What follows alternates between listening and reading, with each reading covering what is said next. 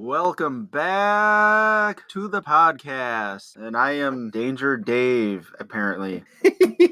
and I am still Rob, also known as Omnisci. Yeah, I guess that's what happens when I ask you to do some recordings when I'm not around. I guess it could be worse. It could be a lot worse. I gave you the reason why you're Danger Dave, and that's cool. Yeah, I suppose. Unfortunately, given that the movie that we're talking about today is slightly newer, so I don't have as much behind the scenes facts or what you would call like how it stands out today comparisons. But I guess we could take a look at what came out last year and what its competition was and then the time frame. Well, and the fun thing about this movie is that the book that it was based off of is historical. It was one of those books that really could use a movie made after it. And when they made the movie, they made it for today, which was awesome for not only the people who originally would have gotten the references from the book, but also the people who play games and consume the stuff today. Because we are going to talk about Ready Player One. So, right, the movie. Right. Yay. Right. It's full of references that I probably will watch it again where I'll still find new stuff. And of course, obviously, there are things that I was tuned into the second they mentioned it or said something from a reference I was looking for. I caught on to those very quickly. Same here. Of course, me being a bit older than you, I caught a lot of the early gaming references and things from the movie. So I was completely geeking out about the end of the movie because the fact that it all... Well, let's go into the synopsis of the thing first. And again, we're going to go over the swifter summary rather than the point by point. Right. So basically, the story is about a young man named Wade Woods who has a kind of a crappy life living with his Aunt Alice in a very it almost looks post-apocalyptic where they live. Yeah, it would be trailer extra trash, really. Yeah, an elevated trailer park on scaffolding. It looks scary as heck. They call the Stacks. The Stacks, good name for it because they're all stacked. But he lives, he's a normal kid by day, but he lives a secondary life because one of the biggest things about this, how this place is different from our reality, is they have a completely virtual reality world that everybody knows about. It's world changing. Everybody has ties in it, although there are probably some disconnected people, but called the Oasis. And the reason why Columbus is so important is because it's where the creator of this started this business, and it just kind of took over from there. The Oasis is the name of the VR world. It was created by a genius named Halliday.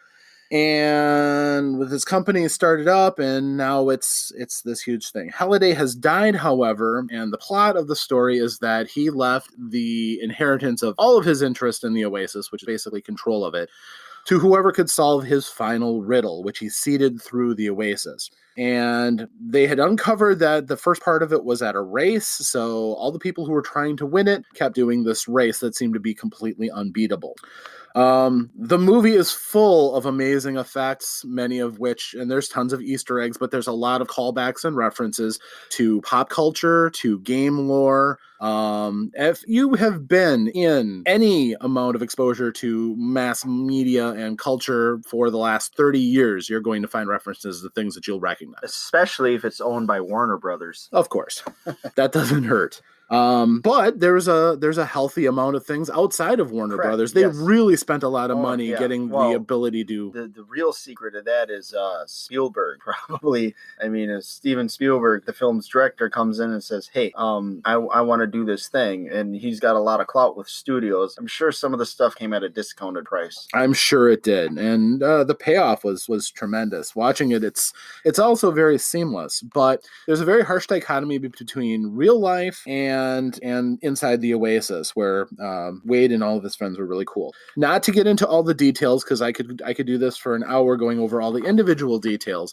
But basically, Wade figures out, because of his incredible knowledge of Halliday, which all of these gunters, the Easter egg hunters, trying to find the great prize, are experts on Halliday's life, because he left this huge media library of his life with clues to this prize. So he figured out that for the race, he had to race backwards, which nobody has ever tried before, and that led him to a secret panel that he wrote backwards and won the race. And the first key, which is one of 3 needed to finally unlock the prize. So all of a sudden, he's a celebrity, and he's also on the list of the bad guys, which is a company called 101, lol, and their boss, whose name's Serrano. And they want to, it's pretty clear, they just want to control the Oasis and make all the money. So, Percival and his friends make a stand against that by trying to win. They get the clue to the next key. They also make an alliance with all of the major players. Percival has the hots for Artemis, who is one of the aces in the Oasis. Which could be a very dangerous thing to do in a fictional reality. This is true. And that is actually referenced. The thing about this, which is neat, is that it's a little science fiction-y, but it's smart science fiction. Yeah. There's a lot of stuff that makes sense. You don't have to suspend your disbelief too badly. Yeah, good point. Yeah. Also, Percival's friend H and 2 others who are briefly referenced in the show are the 5 main characters outside of Serrano and so on. So they all know each other through the Oasis, and they're all trying to get the next key, which takes them into The Shining, which was a really wonderfully reproduced series of scenes from The Shining. Just gave me chills. Excellent effects and callbacks. They really lavished attention and detail on this movie. Through different shenanigans, Artemis finds the next key and unlocks the next point. This is when 101 gets really hardcore, and they actually end up killing Wade's aunt and blowing up his home. But he joins the resistance along with Artemis, whose real name is Samantha, and they go and try to stick it to 101. Finally, the last puzzle is to beat the game Adventure from the Atari 2600. The problem is 101 does all the legwork. They lose a lot of minions trying different games before they finally find out that it's Adventure. And they eventually figure out that they don't have to beat it. They actually have to get the original Easter egg, the very first one that was in video games, which is to find an invisible dot and take it to the end of the game, which turns out that is one of the things that Percival is more than capable of doing. So there's a very tense series of action scenes, a massive battle in the Oasis, which shows off the huge range of characters they had access to and effects.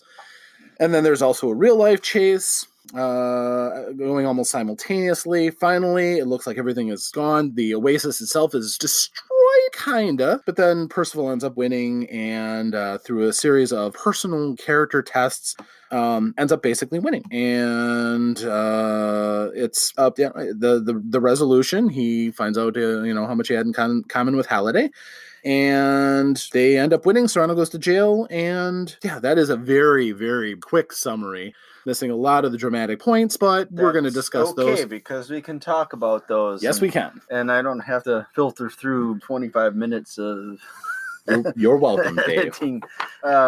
Yeah, I saw this movie in the theater when it came out last year. What appealed to me was the concept of all this stuff. The references, all that was just coming at me, and I'm like, I want to see what they do with this. This sounds fun, fascinating, and of course, when you have a fandom towards anything, you want to go in there hoping you see your thing being represented in this, and I did pretty fairly. There were a couple things I was kind of expecting to see a few more references to, but I can understand the difficulties in bridging some gaps. Correct. Like they weren't going to be able to get Star Wars. Well, no, there was some Star Wars in there. But really? Yeah, there was. You could hear some TIE fighter noises in the one scene, and the characters might have been some really oblique references, right. But it wasn't that they didn't want. Spielberg was kind of funny here. Now, the original book has a lot of references to Spielberg, and he toned his own references down a lot because he didn't want to make it seem like he was tooting his own horn, because he just he wanted to cut them all out, including the stuff he executive produced, which would have been a problem. But there was some TIE fighter noises. I wonder if you were to look closely if you would see him there. But Spielberg mentioned that because Star Wars is now a current thing too. Yeah, he didn't want to fill in with those kind of references because it's all Star Wars is going on now. The thing is, he could have easily done hints here and there, and he Yeah. probably would have been fine. But that's minor quibbles. And quite honestly, I was so busy writing down notes when I was watching it. I'm sure I missed a ton of Easter eggs and references. But that's the only Star Wars reference that I caught, other than the character Sorrento, played by Ben Mendelsohn, trying to barter with Wade about how would you like to fly the Millennium Falcon. Which you're right. Which is very subtle. You don't have to pay for that one. But what I got a kick out of that was because Ben Mendelsohn just recently was in Star Wars, so here he is talking about a Star Wars ship in this movie when he was, trying to get the Death Star to do its thing in Rogue One. Fair enough. So I caught that. And the other thing Spielberg almost did not have in this movie, but the author said, look, I understand that you don't want to do this to yourself with these, this movie, but you need to have the DeLorean in it. And Spielberg, good thing he agreed, because I don't know what other car they would have used or it would have been as exciting. But they could have used Kit from Knight Rider. Yeah. They could have. There's options, but the DeLorean was appropriate. Right. So very appropriate, especially when it needs to do some of that fly stuff. So yes, that's where it worked out. But I guess if you had to, you could have used one of those cars from Masks. Remember that show? I do remember that show, but that probably would have been almost too, just a little too deep of a slice. Right. So it was never the most popular cartoon, and realistically it really only existed to sell some toys. And true was a lot of the stuff in the 80s did, which the couple Transformers, on the other hand, they could have pulled any of the Transformers they wanted to. Variations of the Ninja Turtles showed up in this. I actually I take that back. The ones that I noticed were the Michael Bay Turtles. It is what it is. A couple Batman's an easy reference because the studio doesn't have to pay for it because they own it. Anytime I caught the several Alien references that was made in this movie, and they're all spread out. They weren't all in one chunk. H in her virtual world had the Sulaco model, which Wade was all like, hey, this is cool, it's Sulaco, and that's the ship from Aliens. He had what's her name? Artemis? Yes. She faked him out with the chest burster. Mm-hmm. Classic. In that disco dance scene, she pulls out one of those pulse rifles, again from Aliens. Okay. And it sounds just like it. So they're using the same sound clips and everything to make it sound just like the actual one from the movie. Sure. That's what I was finding myself staring at, looking for the various horror icons in the background, because that's what I do. Mm-hmm. Chucky had the ultimate payoff in that one. That was that was really good. That was where I think it was H's character brings it out and they throw it, and then Chucky comes out laughing and just cutting people away, and the line the guy gives, the one F-bomb you're allowed to have in a PG-13 movie. When he's like, it's bleeping Chucky. Oh, that was great. I love that. And it was the laugh. I'm not sure if that was Brad Dourif's laugh, but that certainly sounded like him. Yeah. And it was probably out of all the horror movie icons you could have, that was perfect. Jason and Freddy were in the background, but they didn't need to be like right in your face like the Chucky one was. That was great. Mm-hmm. Again, so many references in this movie. Ones that probably went over my head, and me. There were. Yeah. Me being very attuned to music, knowing that the composer of this film, Alan Silvestri, who composed the Back to the Future themes, John Williams was not available to do this movie, Spielberg's regular guy, so he grabbed Alan. And I just kept listening for anything that remotely sounded like Back to the Future.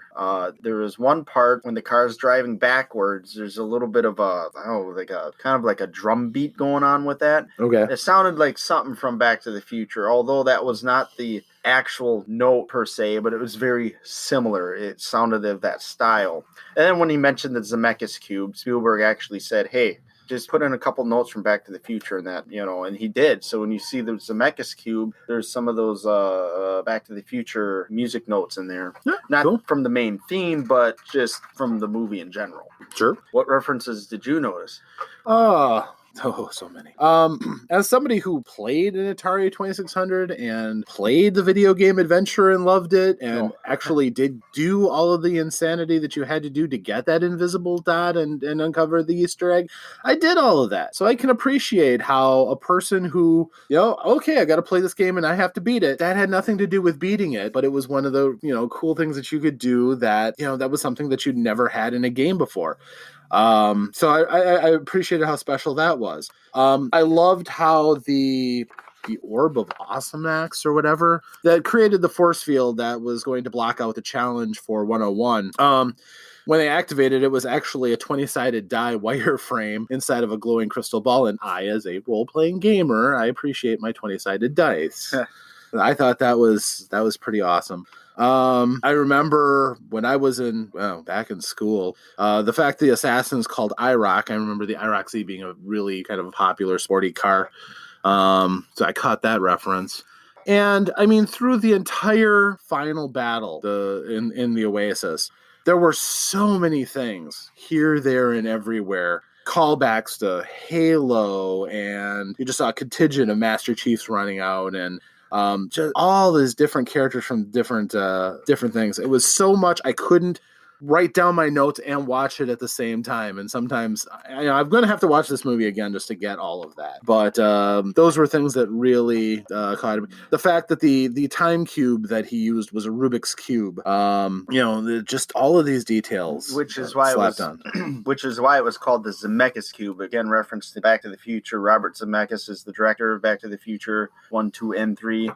Poor guy hasn't made it a good movie in years, but that's that was the whole point of the Zemeckis cube. Hence why Spielberg probably also asked Silvestri to do the Back to the Future theme music in there somewhere. That's cool. I'll have to watch those movies one of these days. But yeah, those are the major callbacks that I noticed, outside of the ones that you noticed or different ones from more modern video games. Yeah, I mean, references aside, though, Ben Mendelsohn, who played Sorrento, he's really good as a bad guy. Yeah, it's pretty solid. He's not Mr. Anderson. Hugo Weaving? Yeah. No Hugo Weaving. He's not quite Hugo Weaving. He's kind of a little bit more of a budget Hugo Weaving. But he was fine. He did the job well. Yeah. He was a believable, right? soulless corporate. There would have been just a little bit more malice in it with Weaving, I think, though. Just that's my take on it. He was a little bit more emotionless than I think Weaving would have put into it. Mendelsohn, the first thing I ever noticed him in was The Dark Knight Rises, where he played like this, the guy who's kind of in charge of Wayne Enterprises, but not really, and he was kind of a slime ball. That was a slime ball. Oh, the chairman? There. He was trying to unseat Bruce Wayne in Dark Knight Rises. No, not Batman Begins. This is the one with Bane. Oh, I didn't see that one. Got it. So he had a small role in that, and it was pretty slimy, very similar, let's say, in terms of slime. And then Rogue One came out, and he played Krennic, where the character of Krennic was essentially responsible for getting the Death Star operational, and and he and Tarkin kind of have these little situations where he's trying to get credit and Tarkin's putting him in his place, and then he's things are starting to fall apart as rebels try to get the plans to the Death Star, and he's trying to stop him from doing that. And then he does this movie, and it was like almost similar characters, some typecasting, and but he was good at it. I didn't mind him in this role. And I was excited to see when he was in Captain Marvel. I was like, sweet. And without trying to spoil anything Captain Marvel, what they did with his character in that was kind of refreshing, and you weren't expecting it. So it was kind of nice to see a little something different from him. Definitely another movie on my to-see list for that. Yeah. So I love the music in this one. They really, I don't know if they nailed a particular time period that they were shooting for, but it was all classic rock music. Yeah. It just opens up with Van Halen's Jump. And then down the road, I Hate Myself for Loving You. It was really solid music choices throughout. Which I got to get the soundtrack for this, honestly. Definitely cool. I liked the dirty futuristic look in the real world, separated out from the obvious CG of the Oasis. Isn't that funny how like we can accept the in the virtual world, not everything is going to be photorealistic, or it still has an animation look to it, and we as a movie audience accept that because he's going into a virtual world, so therefore it doesn't have to look realistic. Now, however, if you're doing something with something that's supposed to be realistic, like holodecks from Star Trek, well, guess what? You better hope that it looks photorealistic, otherwise you might lose. And there were elements in it that did look photorealistic, like when they were in H's. I was thinking H's workshop that looks dirty and. Oh, and when they faked out Sorrento. Yeah, absolutely. I mean, who knows what kind of power they had to do that, but but for the gameplay though, we as an audience, were able to accept the CG look to this stuff. Yeah, absolutely. And when they use different grades of CG too. They did use more obvious grades when they were in the Oasis, and clearly they use CG throughout the movie otherwise too. But they use top-notch stuff, no doubt about it. Let's see what else.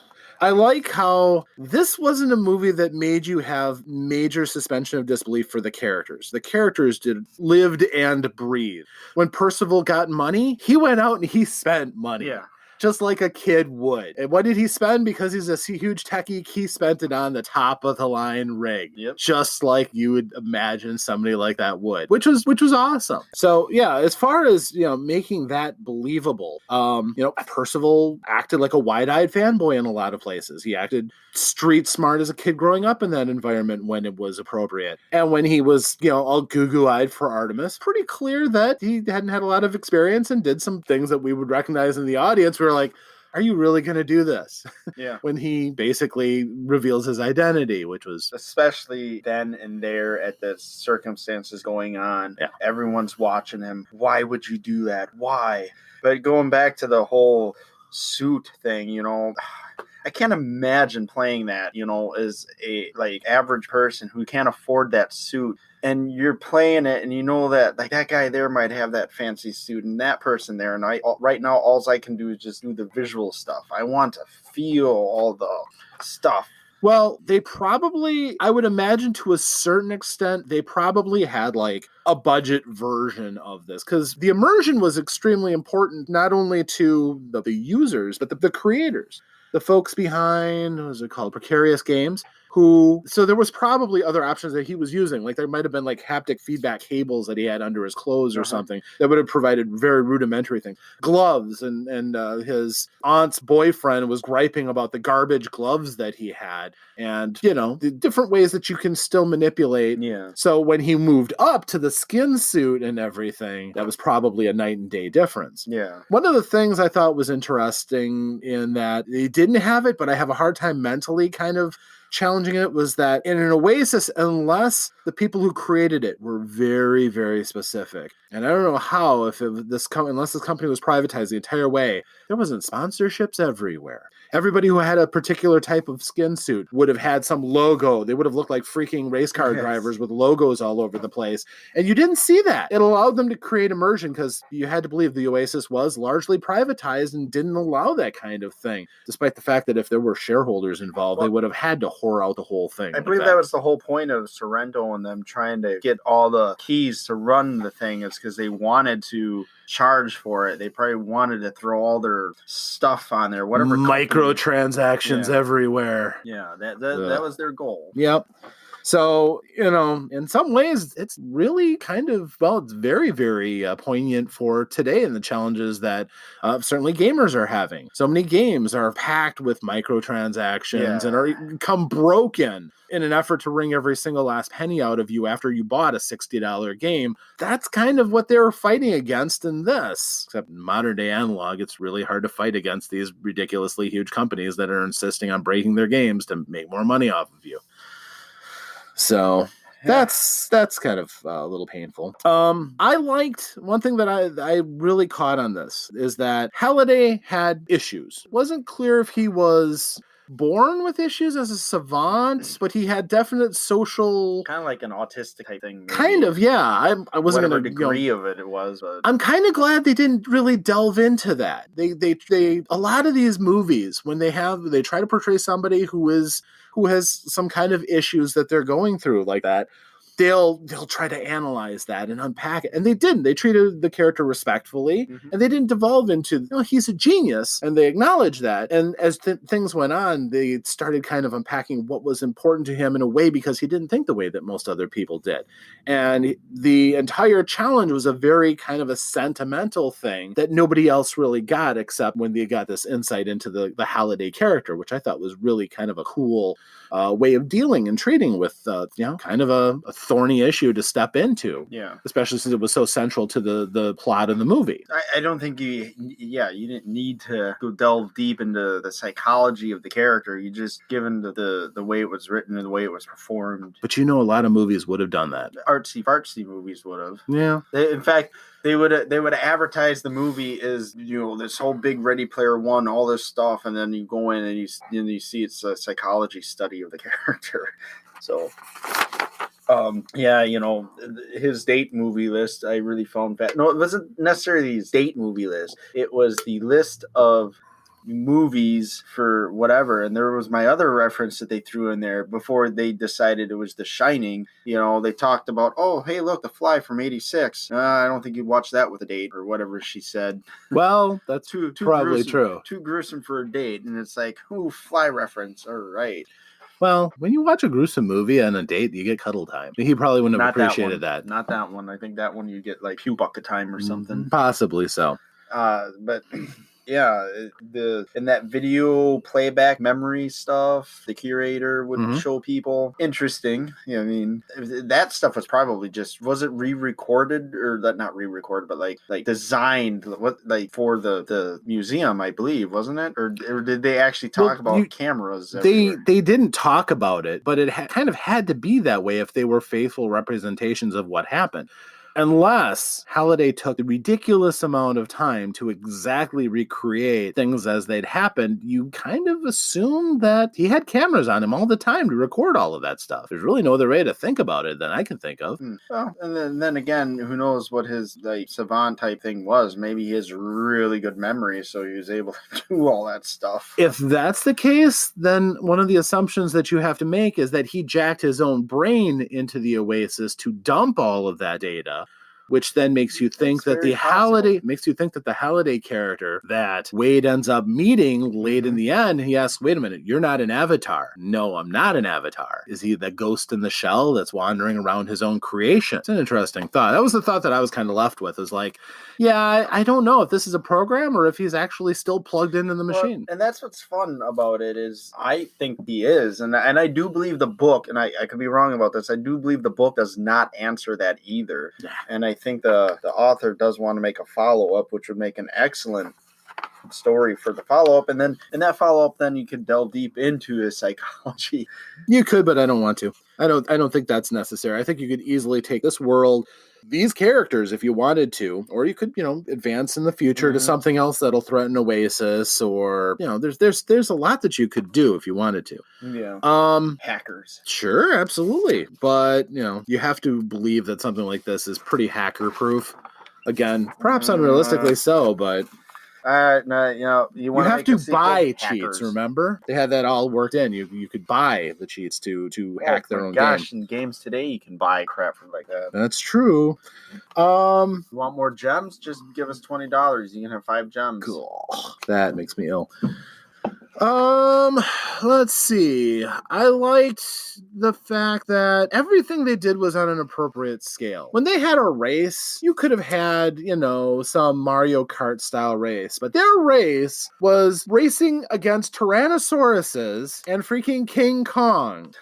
That was cool. Yeah. Something that you could only do in virtual reality or a holodeck. We'll go back to holodecks at some point again. Yeah. But that idea that if you're going to do something like this, you don't cheap out on it. You do something. Yeah, no. Which again, when we get to The Shining, we see Spielberg's take on Kubrick's work, which is had to be kind of weird. Well, A little bit. Spielberg and Kubrick have always had a very good relationship with each other, and to the point where when Kubrick died, he was trying to make AI, the artificial intelligence movie. Oh. Kubrick has been trying to make that for years. And Spielberg's love letter to Kubrick was he finished that movie for him. He took over and made it. And I mean, to me, it's still a Spielberg movie. It's got all the Spielberg type stuff. But in interviews, Spielberg claimed that he tried channeling what Kubrick would do. And in my opinion, the movie kind of ends too much on a... what does that movie end? In a happy note, sad note? I don't know. AI? Yeah, it's No kind idea, of kind of a downer, but maybe it's not. I don't know. The point is, the robot kid died happily, or did he die? He didn't die. I don't know. So maybe he did channel Kubrick and kind of left it into a weird downer ending. So there you go. I still can't decide how 2001: A Space Odyssey, despite the fact I've seen it a couple of times. Oh, I'm still not sure how that ended. You watched that at my house that one I night. watched it one time at your house. I've watched it other times, but it's still, the ending is weird and bizarre. Never mind that ending. You know, what's the one thing everyone always talks about today with big budget movies and special effects? They're always like, oh, there they go again, just showing off the effects. Oh, just make it about the characters and not the effects. And the effects.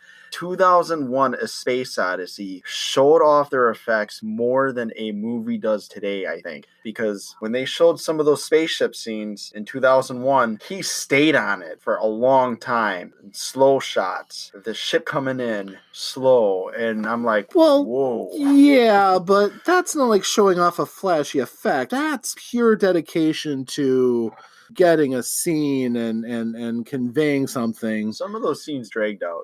Yes, they did. Yes, they did. It was a hard movie to watch, honestly. I mean, it's one of those strange movies. It's good, but yet it's hard to watch. Now, that would have been cool if Ready Player One did a 2001 thing, too. Yeah, it would have been cool, but yeah. Oh, well. They could have packed everything into it.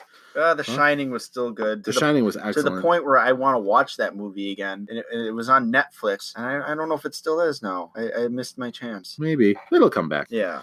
And that was cool. I'm glad that they did not have Percival win all of them. I'm glad Artemis got a chance to win one of them. That was cool. The final battle, letting all 5 of the characters have their moment where I can't remember his name. Not Shao, the other one. Daisho or Dato or Diato. Tashiro? I don't know.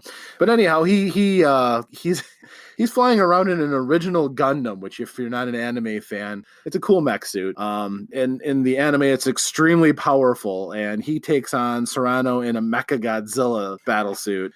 And it's an epic fight. I mean, yeah, Serrano it's probably the most powerful thing in the game because he can afford it. But he gets a number of good looks in. It looks like a pretty compelling fight for the most part. It was excellent. It was nice to see everybody participating. H in the Iron Giant mech suit. These are the kind of things that really it makes you wonder what Artemis could have pulled out if she hadn't been the inside agent at the 101 headquarters after having been in their loyalty center. Let me take a guess. What has she... Well, because she's into aliens, because she had the chest burster thing, she would have had the power loader. Nah, I think she would have had something a bit bigger and cooler. Power loader with like awesome guns. There you go. So that ending battle probably alone, you could probably dissect all of the Easter eggs and callbacks and things like that. It was pretty epic. I had a hard time writing anything down there because I was just watching it and all. That was good. The movie was well put together, and unfortunately it did good worldwide. It did over 500 million worldwide. That's stable. That's fair. I know people want to think the big super movies make $1 billion and that's what makes it a success. Look, they look at these things worldwide now, and I think that's a satisfying number for it. However, in terms of the United States box office, it didn't do that great. But this is what's fascinating. What was it running up against, though? That's the point. That's a lot of stuff that came out this last year in 2018. Mm-hmm. When you look back at 1984, when we really looked at like Police Academy, where Police Academy stood at the time, mm-hmm. There weren't as many many movies coming out, whereas the movies now, there's like one every week, one right after the other, after the other, after the other, and there's like almost no time for this stuff. It came out in April of last year, but for 2018, it finished off with the 24th movie of the year. Right in front of it is Ocean's 8, and right behind it was Bumblebee, which actually I'm kind of surprised. I thought that would have done better, but whatever. Well, Bumblebee wasn't one of the big mainline Transformer movies, and I think a lot of people had burned out of the Transformer Michael Bay movies. And it's ironic because Bumblebee was really good.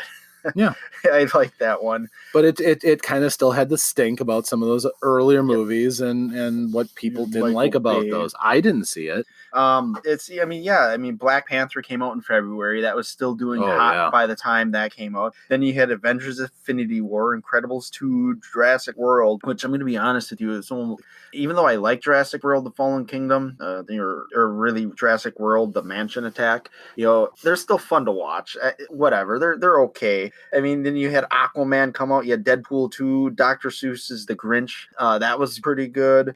Mission Impossible, Ant-Man and the Wasp, Bohemian Rhapsody. Oh, yeah. We're going to do a review on that one soon, too. Popular, Solo, Venom, Ralph Breaks the Internet, Spider-Man Into the Spider-Verse. Ralph Breaks the Internet was pretty good. A Quiet Place, Crazy Rich Asians, Mary Poppins Returns. I mean, look, that's just a lot of stuff. Mary Poppins Returns was okay. Lots of stuff here. I mean, and those are all before Ready Player One. Correct. Which, to be fair, even though it's Spielberg, this was a recreation of a book that was probably cult classic-ish more so than, a huge blockbuster. So yeah, people I don't think people watch movies that are based off books as much. It's a lot easier to plug into the latest Marvel-verse movie or something like that. And we know that Endgame is going to shatter every record in the box office. Yeah. We're in the shadow of Disney and Marvel right now. That's how it is. Disney owns everything. But Plus. I don't have a problem with that because they take care of their stuff, and it's going to be an amazing movie. Oh, somebody's going to beat you up for that. Let them come. Star Wars, they're ruining Star Wars. Yeah, whatever.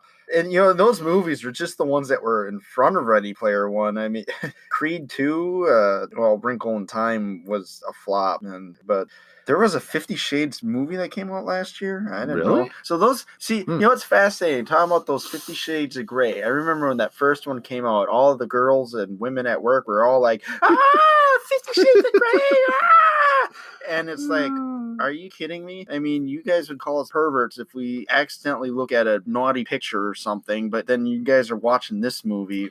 Okay. Because it wasn't acts. It's titillation without the actual. Pretty graphic though, and the guy is not the kind of guy you want your sisters and mothers and daughters to date. That was a creepy. Are you talking about the action or the actor, or are you talking about the character in the movie? The character. Oh God, no. The actor. I'm not familiar with the actor. I'm sure he's a fine actor, but the point is.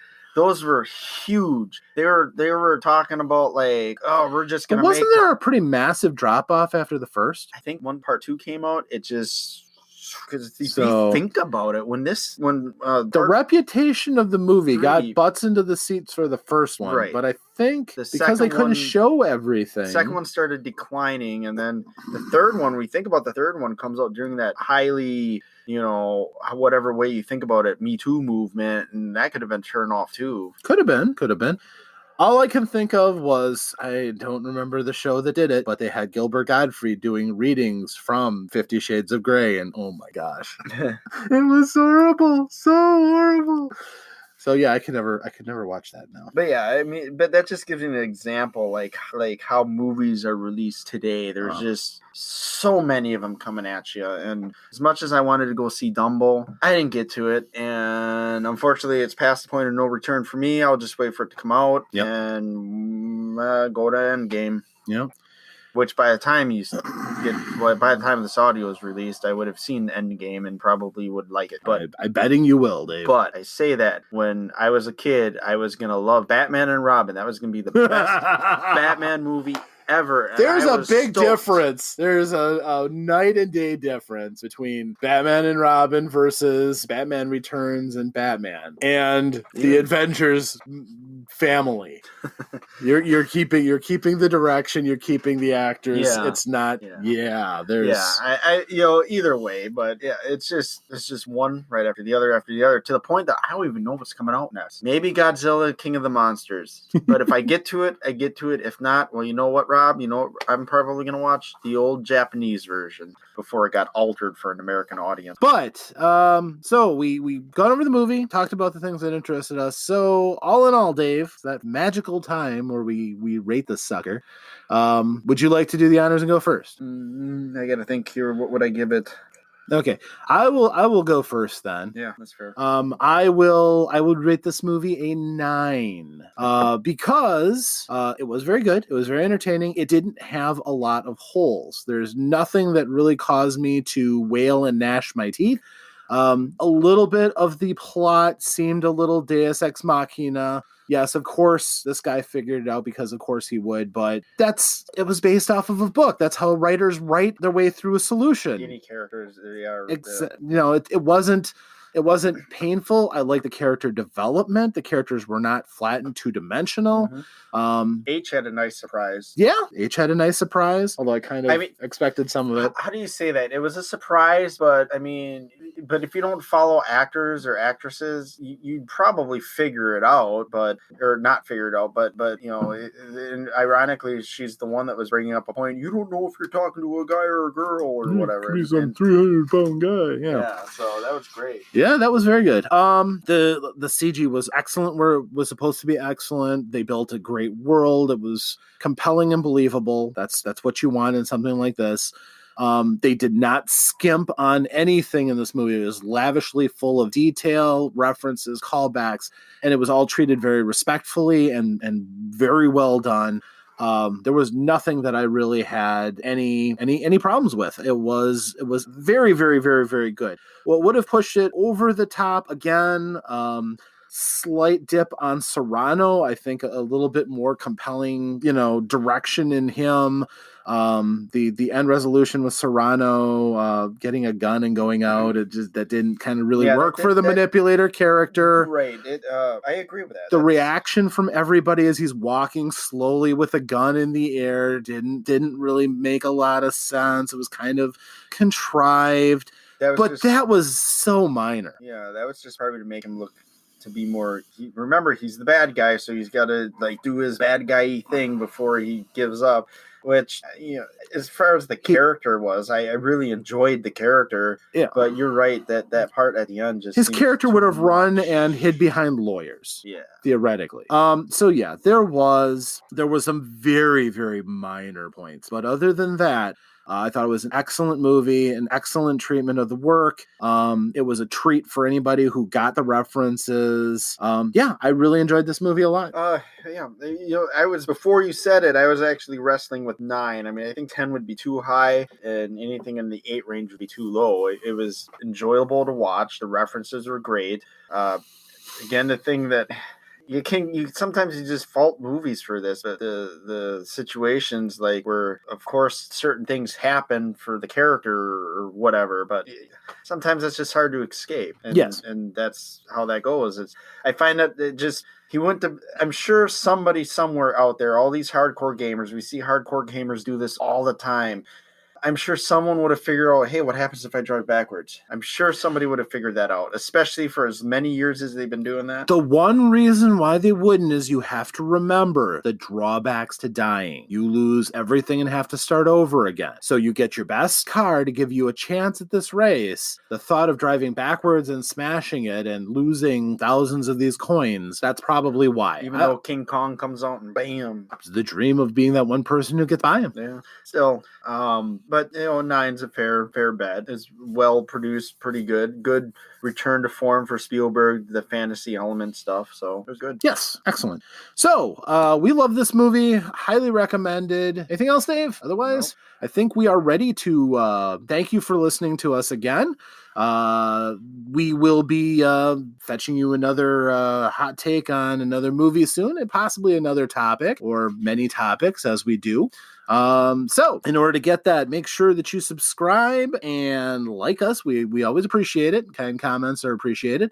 But from me, Rob, and Dave, we can't wait till the next time that you catch us back to the podcast. Thank you very much.